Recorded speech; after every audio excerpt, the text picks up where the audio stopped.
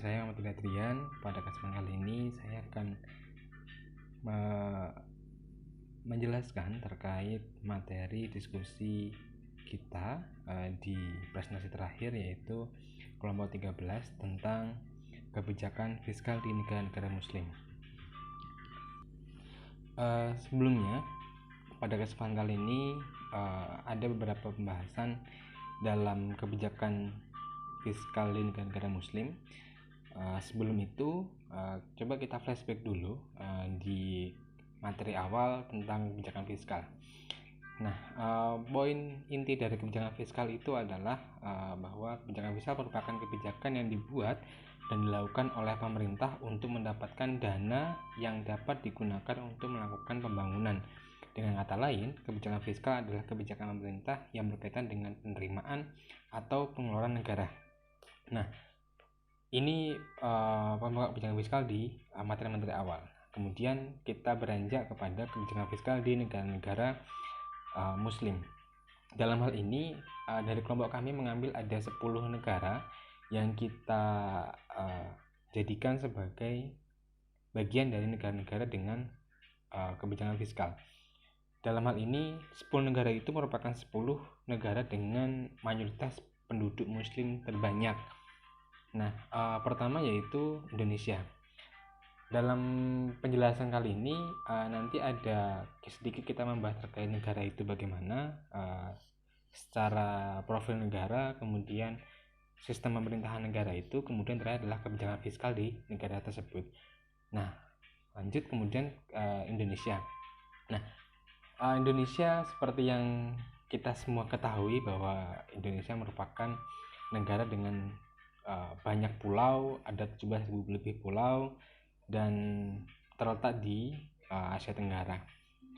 Indonesia merupakan negara dengan populasi penduduk lebih dari 270 juta jiwa pada tahun 2018, dan juga menjadikan sebagai negara penduduk terbesar keempat di dunia dan negara dengan penduduk muslim terbesar di dunia, karena Indonesia merupakan negara dengan 87% penduduknya adalah agama Islam. Nah, kemudian sisanya baru agama-agama lain. Dalam sistem pemerintahan, Indonesia menjalankan sistem pemerintahan republik presidensial multipartai yang demokratis. Seperti juga di negara-negara demokrasi lainnya, sistem politik Indonesia didasarkan pada tres politika, yaitu kekuasaan legislatif, eksekutif, dan yudikatif. Kekuasaan legislatif dipegang oleh sebuah lembaga bernama Majelis Permusyawaratan Rakyat atau MPR. Nah, kemudian dalam kebijakan fiskalnya, di sini saya mengambil ada beberapa contoh kebijakan fiskal yang sudah dilakukan oleh negara Indonesia. Yang pertama adalah tax amnesty. Nah, kita mungkin sudah familiar ya dengan apa tax amnesty itu. Ini adalah kebijakan yang dilakukan pada zaman Jokowi, yaitu program amnesti pajak 2017. Ini dihilangkannya sanksi administrasi, pidana, dan juga denda atas keterlambatan pembayaran pajak mampu membuat masukan negara meningkat hingga 130 triliun rupiah.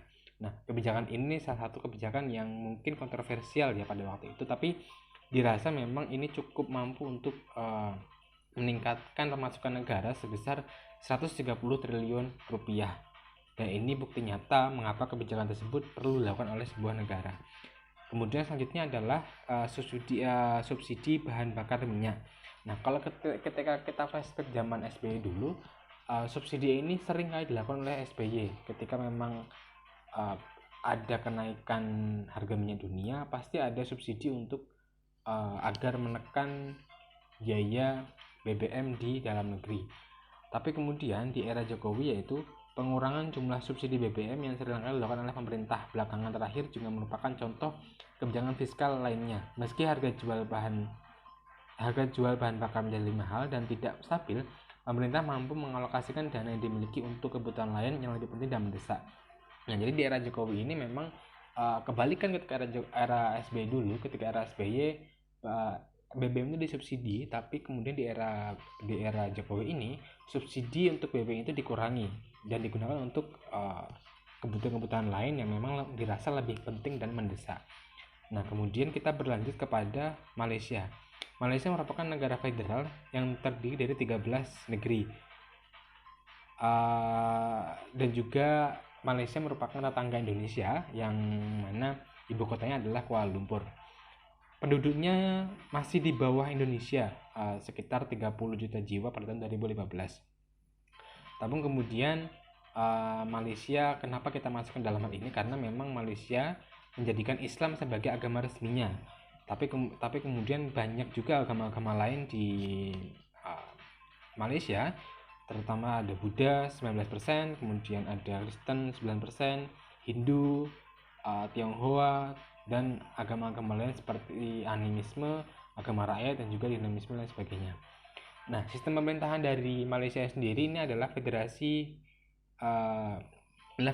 yaitu monarki konstitusional. Ya, ini kepala negara atau persekutuan Malaysia merupakan diduduki oleh raja. Jadi raja ini merupakan kepala negara yang namanya adalah Yang di-Pertuan Agong. Sedangkan kepala pemerintahannya ini adalah dari Perdana Menteri. Nah, lalu kemudian kebijakan Malaysia ini melakukan kebijakan fiskal secara konvensional seperti yang dilakukan oleh negara-negara lainnya. Secara organisasi, kebijakan ini dilakukan oleh pemerintah beserta kabinetnya. Arsitek pembangunan ekonomi Malaysia berada pada National Economic Action Council atau NEAC yang berada langsung di bawah Perdana Menteri. Nah, kemudian adapun pelaksanaan kebijakan fiskal khususnya pelaksanaan anggaran dilakukan oleh Menteri Keuangan dan timnya atau Treasury. Anggaran belanja pemerintah disusun berdasarkan modifikasi antara line item budgeting dan performance budgeting. Kemudian komposisi anggaran terdiri di atas revenue, operation expenditure, dan development expenditure serta keuangan atau finansial yang berasal dari domestik dan juga foreign debit atau dana asing. Kemudian kita beralih kepada negara Mesir. Nah, Mesir ini merupakan negara yang mungkin banyak pelajar Indonesia yang juga belajar di sana. Menjadi sebuah negara dengan wilayah yang cukup luas. Wilayah terletak di bagian Afrika bagian timur laut yang kita kenal dengan Sungai Nilnya. Nah, Mesir juga digolongkan sebagai negara maju di Afrika. Nah, untuk ekonomi Mesir sendiri tergantung pada pertanian, media, ekspor minyak bumi, ekspor gas alam, dan pariwisata. Terdapat pula lebih dari 3 juta orang Mesir bekerja di luar negeri, terutama di Arab Saudi, Teluk Persia, dan juga Eropa.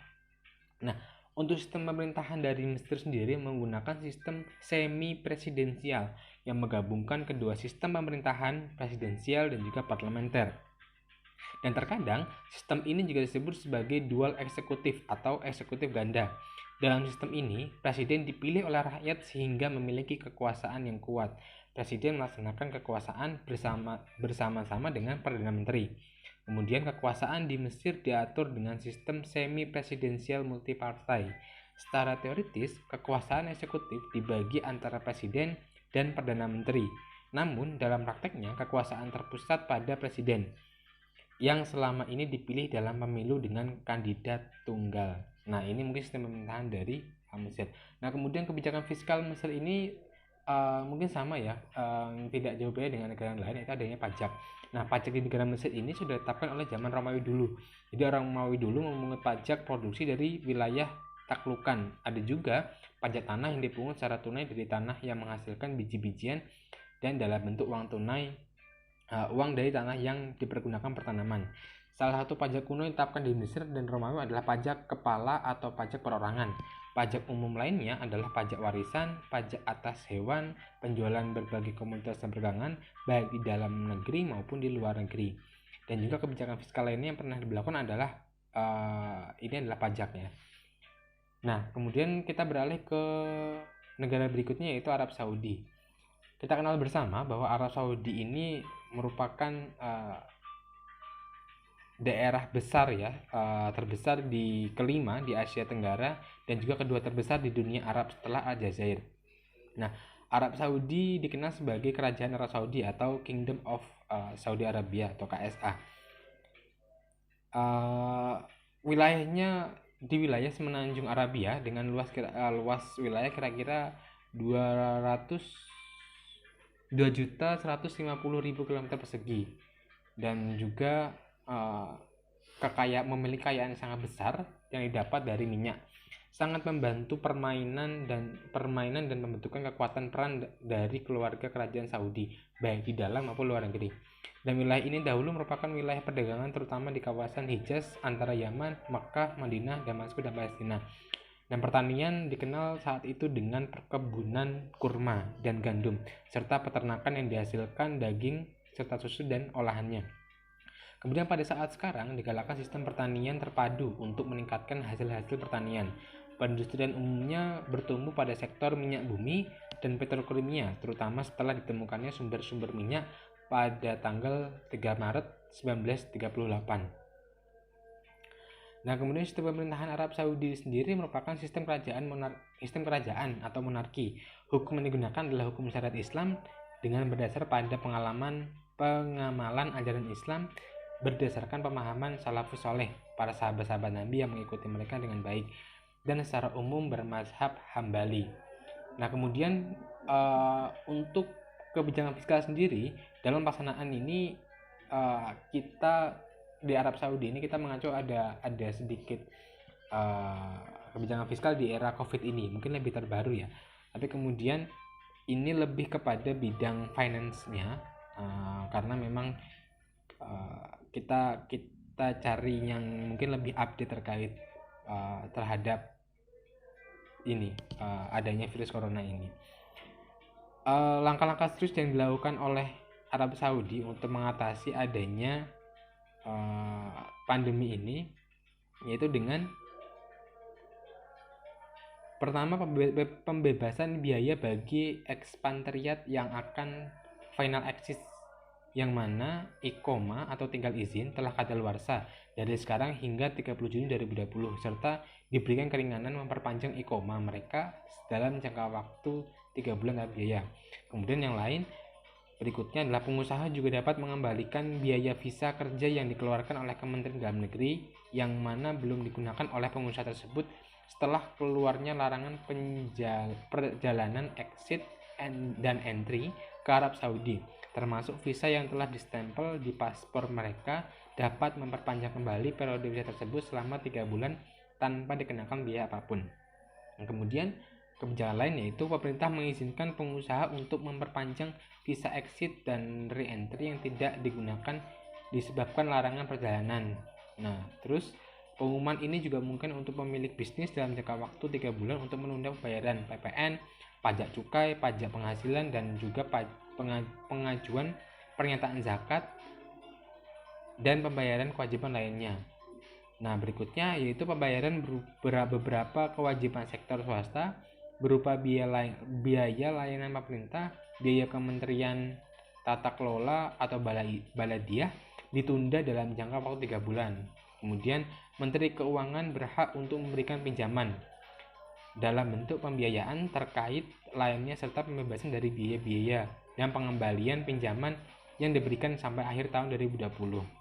Yang terakhir yaitu menunda pengumpulan biaya masuk impor dalam jangka 30 hari terhadap pengajuan jaminan bank untuk 3 bulan ke depan dan menetapkan kriteria yang diperlukan untuk memperpanjang periode penundaan untuk kegiatan yang paling terimbas oleh kebijakan antisipasi corona, namun diperlukan untuk hajat hidup orang banyak. Nah, dalam hal ini pemerintah Arab Saudi memang memberikan kebijakan-kebijakan yang mana ini untuk mengatasi adanya kerugian yang disebabkan oleh pandemi virus corona ini dalam hal finance maksudnya. Nah, terakhir adalah yang saya bahas yaitu di negara Pakistan. Nah, Pakistan ini mungkin ketika kawan belum paham tentang negara Pakistan ini adalah negara tetangganya India. Mungkin ketika memang ada konflik antar negara, mungkin seringkali konflik ini terjadi antara India dan Pakistan. Nah, kemudian Pakistan ini bernama Republik Islam Pakistan. Dari nama sendiri sudah pasti ya, ini agama dengan mayoritas agama adalah Islam. mayoritas penduduk Islam di Pakistan yaitu sekitar 97%, ya, lebih banyak ya dari Indonesia. Dan kemudian sistem pemerintahan Pakistan ini merupakan negara federal dengan sistem parlemen yang terdiri dari 4 provinsi dan 4 daerah federal.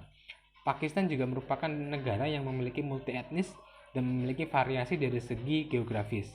Nah, kemudian kebijakan fiskal yang dilakukan oleh negara Pakistan, yaitu pemerintah Pakistan di bawah pemimpin Perdana Menteri Yusuf Raza Gilani juga mencoba mengambil kebijakan efisiensi ekonomi seperti pengurangan subsidi, menekan subsidi, dan merangsang pendapatan, rasionalisasi suku bunga perbankan, menerapkan kebijakan keuangan seperti super ketat, dan meningkatkan pendapatan. Langkah-langkah tersebut telah diberikan tanda-tanda perbaikan pada indikator fiskal, di mana pada kuartal pertama tahun 2007 sampai 2008 defisit fiskal mencapai 1,5%, dapat ditekan hingga 1% pada kuartal pertama tahun fiskal 2008-2009. Nah, ini mungkin contoh kebijakan, dan seterusnya pemerintah telah mengambil beberapa langkah kebijakan untuk menekan laju inflasi seperti penerapan kebijakan uang ketat dan kenaikan suku bunga pinjaman perbankan. Namun demikian, permasalahan tingginya inflasi belum dapat diatasi oleh pemerintah. Nah, ini mungkin 5 negara yang sudah saya bahas terkait kebijakan fiskalnya, dan kemudian akan dilanjutkan oleh sahabat saya untuk meneruskan nomor 6 sampai negara ke-6 sampai negara terakhir. Sekian, Assalamualaikum warahmatullahi wabarakatuh. Assalamualaikum warahmatullahi wabarakatuh. Perkenalkan, nama saya Cacu Cahayani Widiasti, 5155. Di sini saya akan melanjutkan penjelasan dari Mas Muhammad Ardian tentang kebijakan fiskal di negara-negara mayoritas muslim. Selanjutnya ada kebijakan fiskal di Turki. Turki sendiri adalah suatu negara yang berada di kawasan Eurasia dengan wilayah terbentang dari semenanjung Anatolia di Asia Barat Daya dan daerah Balkan di Eropa Tenggara. Lalu, Turki beribu kotakan di daerah Ankara, namun kota terbesarnya ada di daerah Istanbul. Turki sendiri 82% maksud saya, mayoritas populasinya merupakan penganut agama Islam. Dan di Turki menganut sistem pemerintahan Republik Presidensial sejak tanggal 9 Juli 2018. Ekonomi Turki dikategorikan sebagai ekonomi negara menuju maju oleh IMF, dan Turki merupakan daftar sebagai negara dengan PDB nominal terbesar ke-18 dan PDB menurut PPP terbesar ke-17 di dunia. Dan negara ini merupakan negara produsen terkemuka di dunia dengan produk mereka yaitu pertanian, tekstil, kendaraan bermotor, kapal, sarana transportasi, dan lainnya. Lalu kebijakan yang mereka gunakan yaitu penggunaan uang dinar dan dirham sebagai suatu penguasaan berbagai jalur perdagangan dan pentingnya badan audit serta pengakuan kemajuan suatu negara. Dari semua perkara yang diajukan, jelas sekali ada hubungan ekonomi Islam dengan ekonomi umum. Yang membedakan hanya kaidah dalam pemakaian uang dirham dan dinar. Lalu ada negara Uni Emirat Arab. Uni Emirat Arab sendiri merupakan singkatan dari UNI. Bahasa Inggrisnya adalah United Arab Emirates. Yaitu ada suatu negara federasi dengan 7 emirat yang kaya akan minyak bumi. Di negara itu pun merupakan penghasil minyak bumi terbesar yang ada di dunia. Islam adalah negara terbesar yang dianut di UNI. Menurut kementerian mereka, sekitar 70% dari total populasinya adalah muslim, 21%-nya yaitu Kristen, dan 9 lainnya adalah penganut agama lain terutama Hindu. Lalu di dalam sistem pemerintahan sendiri, pemerintahnya menggunakan majelis tertinggi memuat pemerintahan dari 7 negara bagian, dengan jabatan presiden dan wakil presiden dilantik oleh majelis tertinggi setiap 5 tahun sekali. Lalu dalam kebijakan fiskalnya sendiri, Uni Emirat Arab memiliki kebijakan fiskal sangat luas, mulai dari ekspansi yang memajukan pertumbuhan GDP yang tinggi bagi bangsa-bangsanya, dan para pemimpin Uni Emirat Arab juga mengendalikan berbagai utilitas termasuk yang paling penting dan kurang menguntungkan, yaitu minyak. Ini telah menjadi suatu sumber kemampuan untuk berinvestasi berbagai proyek dalam beberapa tahun terakhir yang disertifikasikan. Salah satu contohnya, mereka memperluas wawasan ekonomi dan mengidentifikasi permintaan tertentu, dalam hal ini penerbangan. Kemudian mereka mengembangkan resiko yang perlu diperlukan dengan berinvestasi dalam penyediaan bahan bakar, pesawat terbang, dan bandara, dan semuanya yang memerlukan.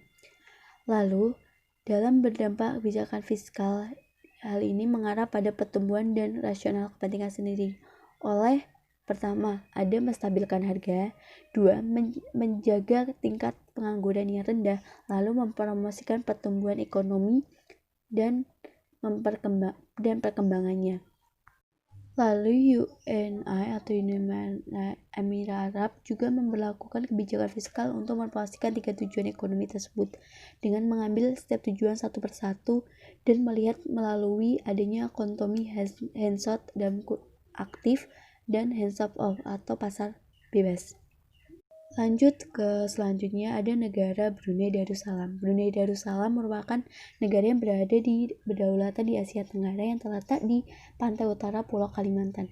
Negara ini memiliki wilayah sekitar 5.765 km yang menempati Pulau Borneo dengan garis pantai seluruhnya menyentuh Laut Tiongkok Selatan.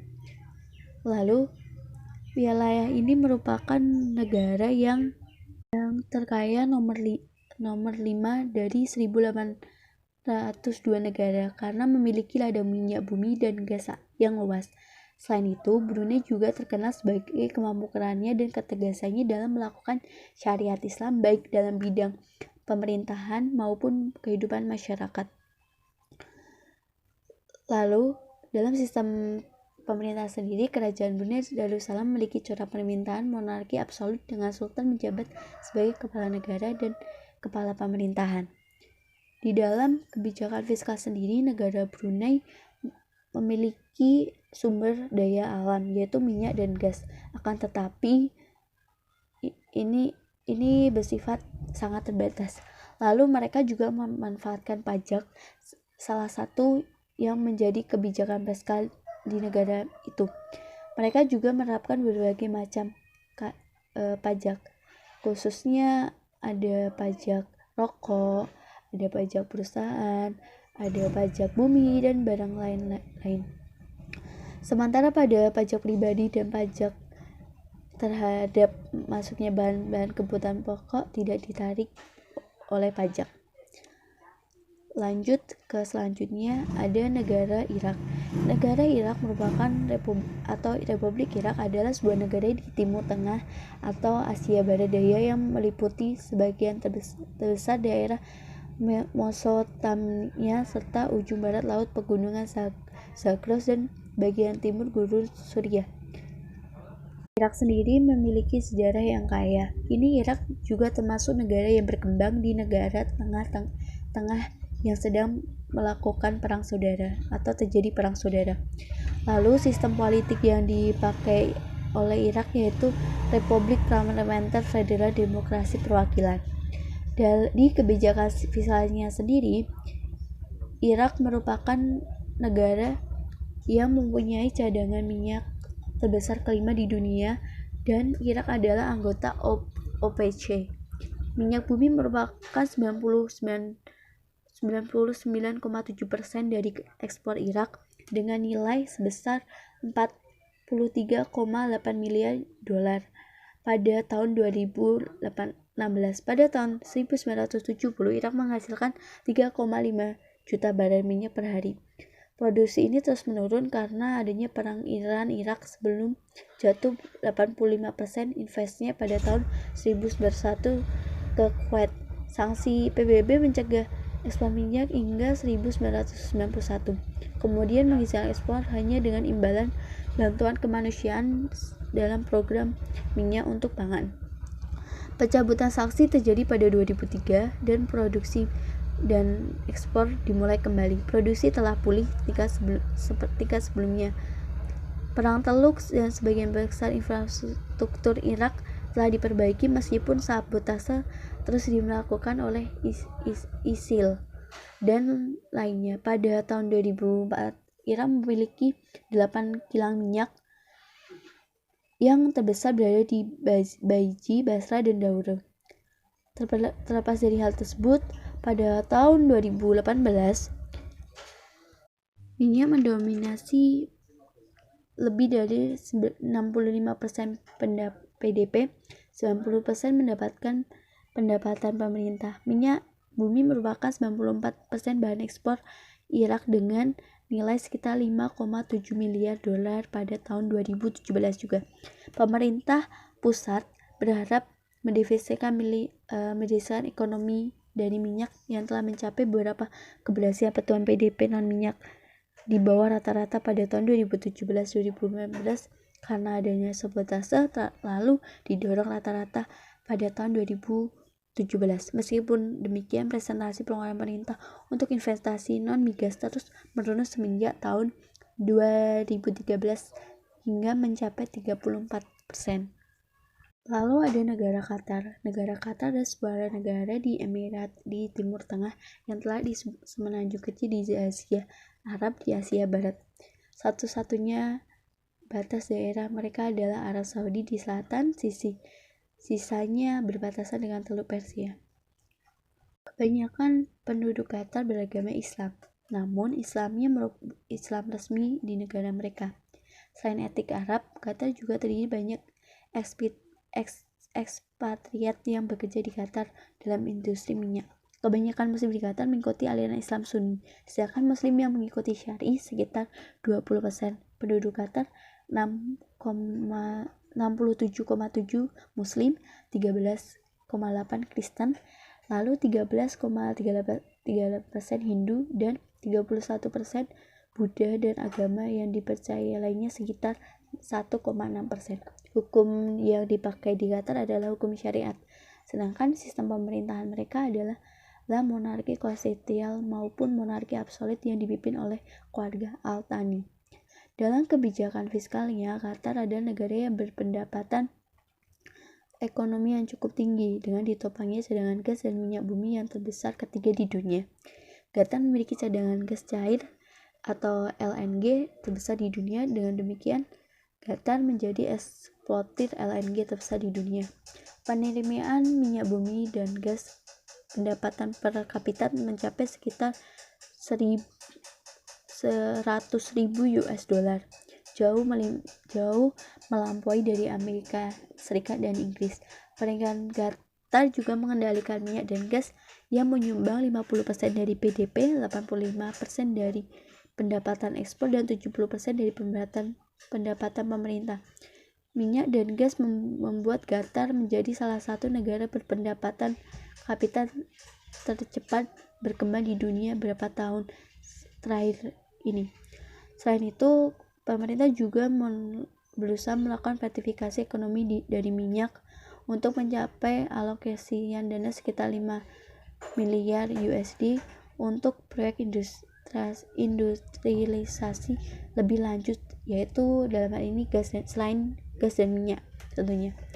Dalam sektor pariwisata, pemimpin juga telah melakukan verifikasi Qatar dengan untuk abad ke-21 mereka melakukan investasi sekitar 15 miliar USD di hotel baru dan kampanye pariwisata baru dan menyelenggarakan acara olahraga khususnya seperti yang terjadi pada 2006 dengan menyelenggarakan Asia Games. Mungkin itu yang bisa disampaikan oleh kami kelompok 13. Kurang lebihnya mohon maaf. Wassalamualaikum warahmatullahi wabarakatuh.